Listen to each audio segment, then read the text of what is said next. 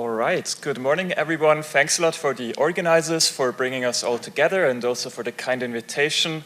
I'm really excited to be here. It's a very wonderful community here, and thanks a lot. I'll promise I'll give my best, despite my heavy jet lag, to give you kind of a 15 minutes introduction about the topic of automated enforcement. So the reason why I'm here, I've done a lot of research about automating enforcement in the last few years, and I will give you kind of a broad overview in the first 5 minutes with the goal that we can kind of try to discuss what kind of lessons we can learn from automating enforcement for law following by humans. So the goal is to speak like roughly 15 minutes, so maybe 5 to 7 minutes about the existing research on automating enforcement, and then, yeah, hopefully also transition into a broader discussion with all of you about automating enforcement. So if there are any questions while I'm speaking, please do interrupt me. Happy to clarify anything. But before I start, the whole topic of automating enforcement, to me, is, without too much drama, a mystery, a puzzle, and a paradox. So why is this whole thing a mystery? Well, you can basically go through your whole law school, this was also the case for me, without really thinking deeply about this dirty little secret of the law, that despite we humans try to respect the law, some more, some less, we often fail in reality to comply with the laws.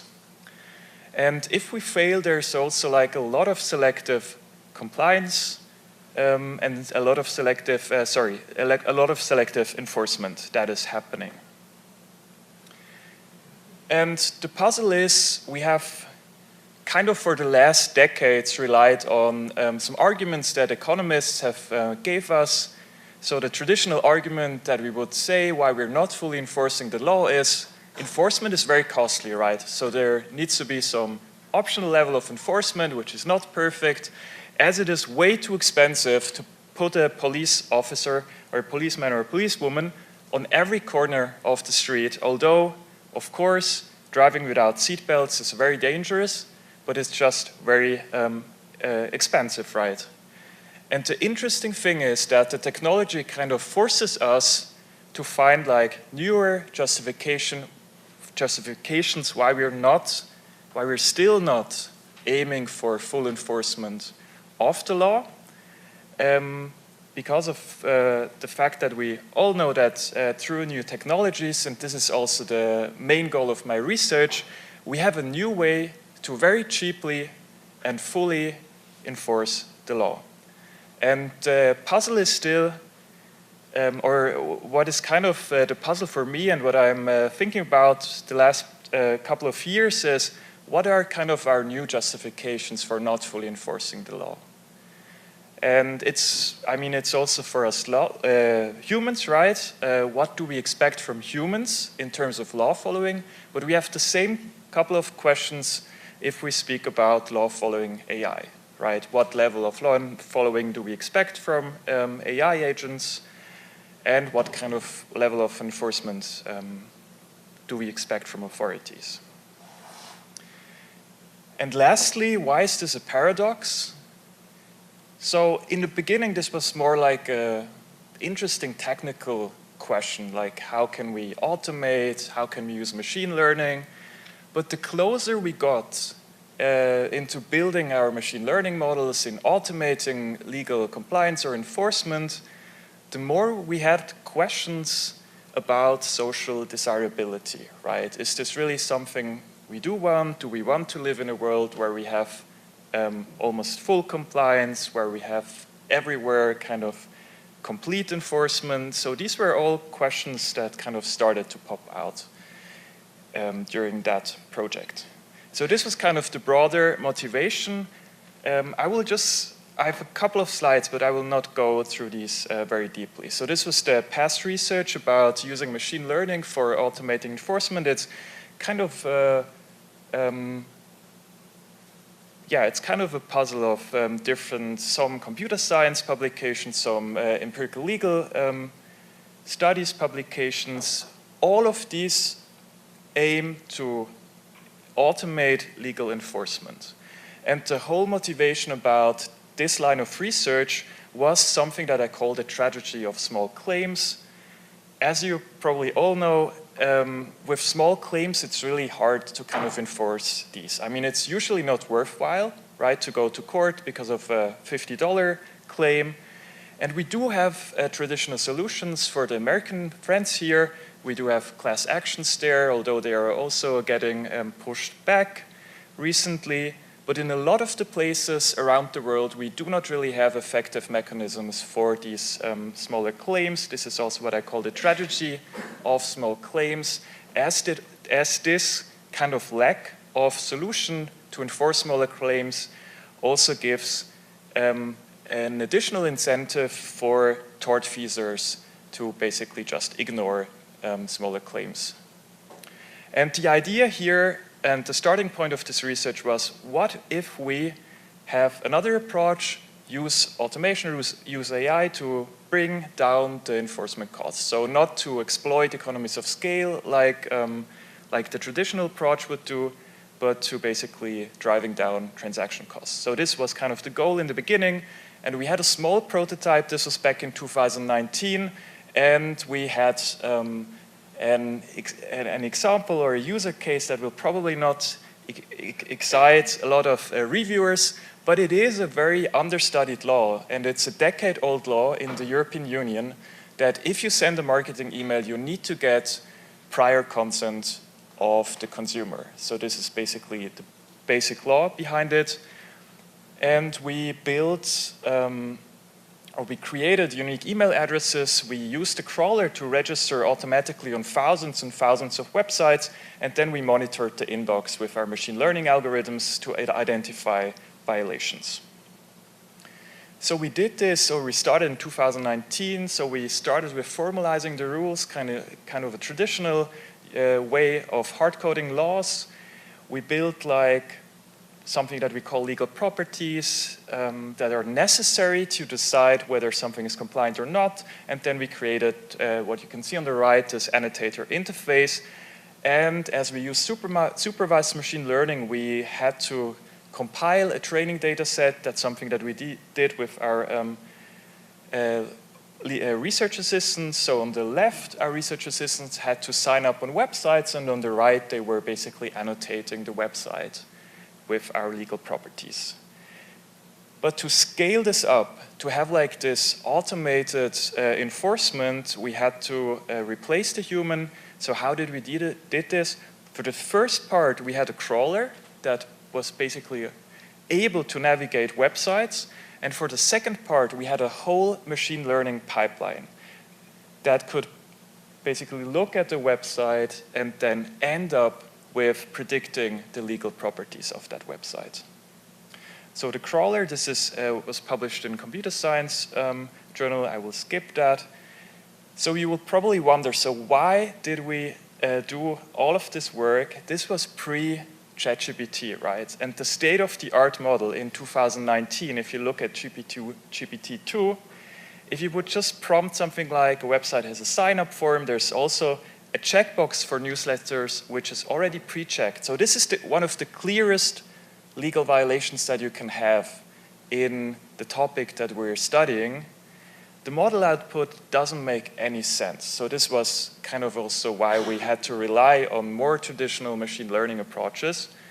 These days, you could, of course, easily also try to use LLMs for detecting these violations, but we used XGBoost, random forest, some more old-school machine learning approaches for some violations. For other violations, maybe interesting in the UK, we also checked whether adult websites check for the age of the user before landing on the landing page. There we just use simple heuristics. So we basically built that crawler, we built these or trained these machine learning models, and then we could, on data sets of like 100,000 of websites, we were able to look at the number of violations or potential legal violations And for instance, if you look at topics like the main rule that I told you, that you need to get the user's consent before you send them any emails, the violation is around like 20%. If we look at email tracking, which is a little bit more hard to track for the enforcer, it was, for instance, around 80%. And the same also with age checks on adult websites, like 80% of a large sample of adult websites, I think it was like around 10,000, doesn't use any age checks on their landing pages.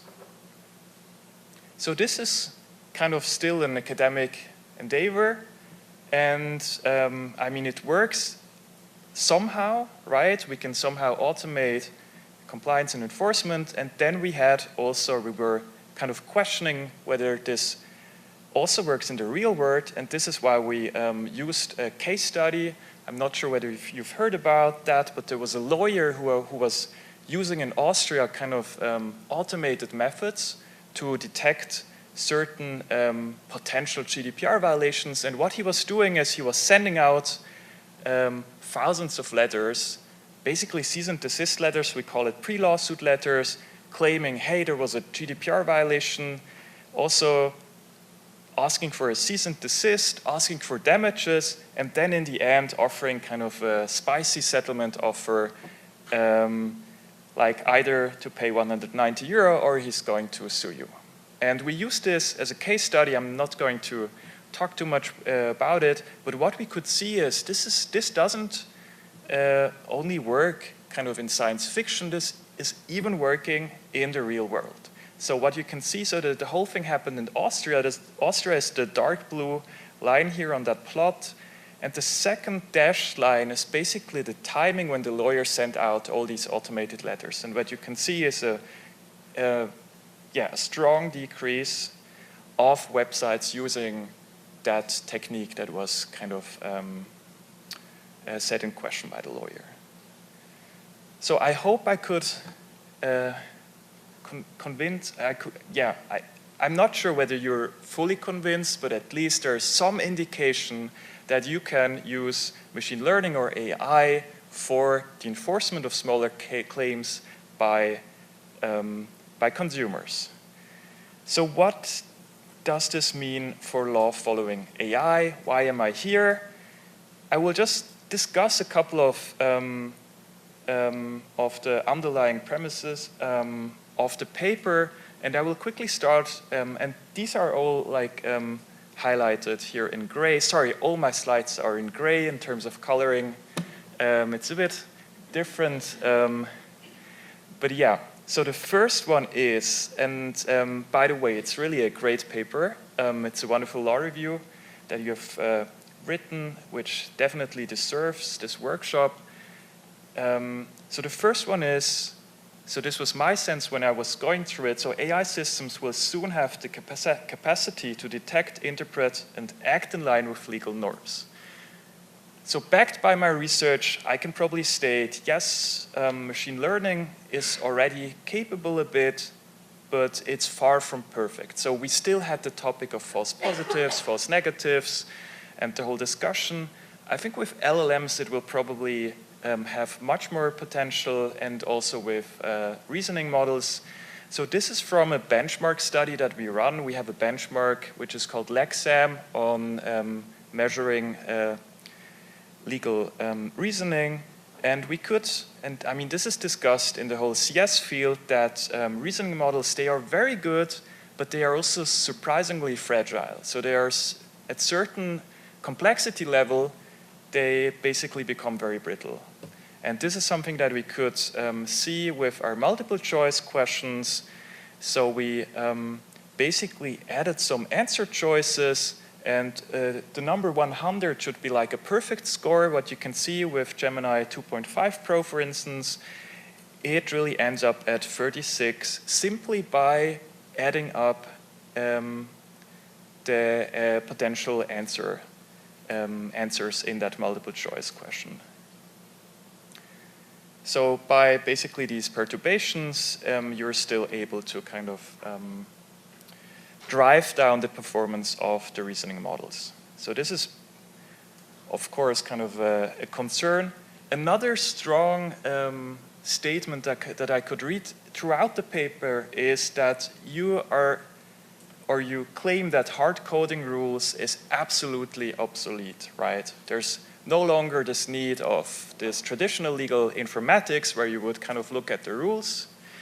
But there are still like a lot of projects also that are related with the use of LLM where you're trying to have some LLMs but also build in some sort of the rules. I think Daniel has also spoken about this yesterday. For instance, there is this whole idea about privacy by design, and we have one project which is called Lex, where we are trying to, for certain computer systems, to have like a privacy by design system, and there we have system events, and we do have to kind of map these to legal rules.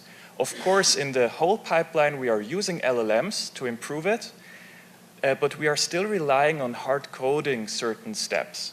And that's also true for LLMs or for improving LLMs. So we have a couple of projects with the judiciary in Switzerland, and most of the tasks where we aim to improve the performance of the LLMs kind of include some infusion of legal doctrine into the pipeline. So we are bringing back, maybe not hard coding, but we're definitely bringing back a lot of doctrine, be it through the prompt, be it through fine-tuning, be it also through external databases like REC, which we have discussed yesterday.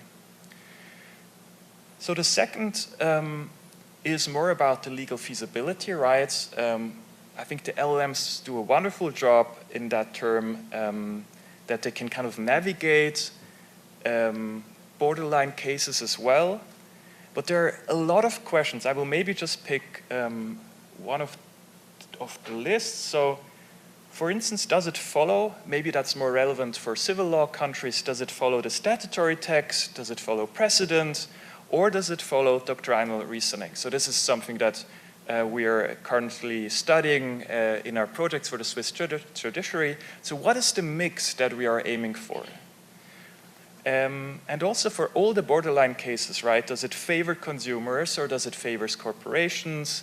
Does it optimize for strict compliance, or is it more similar to us humans, where it's also taking into consideration economic payoffs? And two additional thoughts before I close here. So you also claim in the paper law is probably the most legitimate tool to use here for AI agents. And from the whole research that we did, we realized that the legislator was not at all anticipating our way of enforcing the legal rules. So there is a danger that automated enforcement or like overly law-following AI agents could kind of override the legislative intent. And if you think about law more as an instrument, this could kind of be dangerous. So yeah, so that's maybe why we should focus on human laws where the legislator clearly intended some strict compliance, or we can even give the ball back to the legislator and ask the legislator to specify where it is actually useful to require strict compliance or enforcement through AI agents. And yeah, in our case, this was very obvious with the GDPR. So on the left, you can see one of the European Union commissioner who was responsible for the GDPR back then. And she stated like she doesn't understand technology, but it's so easy to be compliant with the GDPR, right? So even she can implement all of these stupid rules. And yeah, I mean, the European Commission has clearly changed their strategy. They have like 5 years later, they thought, oh yeah, smaller companies are struggling, so we provide them some guidelines. And then we have research that shows that the fines are so rare that it's, from an economic perspective, it's not even worth to be compliant as a smaller or medium-sized company. So we have kind of this discussion if we also think about GDPR. And I'm sure that with the law following AI agents, we would end up in similar discussions. And the pragmatist in me, I'm also a bit skeptical about like the impact of law following AI agents.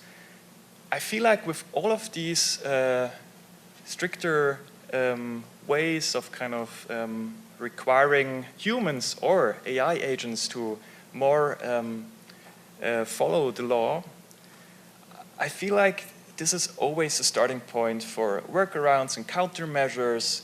We've seen it also with the age verification laws in the UK. I think VPN services have had like a 200% increase in a couple of days.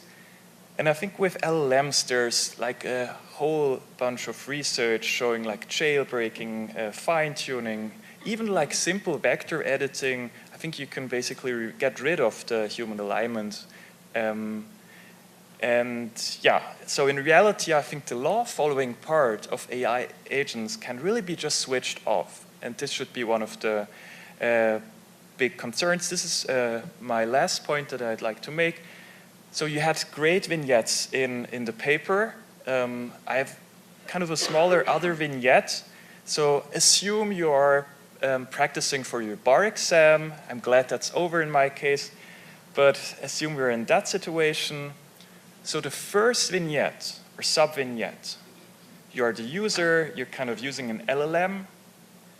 And the LLM, at your request, hacks into the bar association to steal the exam, right? I think this is the sub-vignette where basically the law-following AI approach will probably fail somehow, because a user who's willing to kind of hack the bar association's website can just use kind of an open weights model, or use other approaches to basically come at that goal. I think the approach works very nicely with the other two sub-vignettes. So for instance, the LLM does the same without the user instructing it. I think here the law alignment is kind of kicking in, and it's also the same with the last sub-vignette when the LLM uses embarrassing learning mistakes to blackmail the user later on. Yeah, and this is kind of my transition into the discussion. So assume we have the law-following AI approach. So what should an LLM agent do in such a case? So it should probably say no, right? Because it's law-following. Should it then stop the interaction? Should it report the user to authorities? Should it offer kind of a way to appeal or explain it? Should it just stay silent, for instance? Should it block the user? Or should it comply if the risk of detection is 0 or very low? Yeah, with that, I'd like to end. I'm looking forward to discussing this further with you.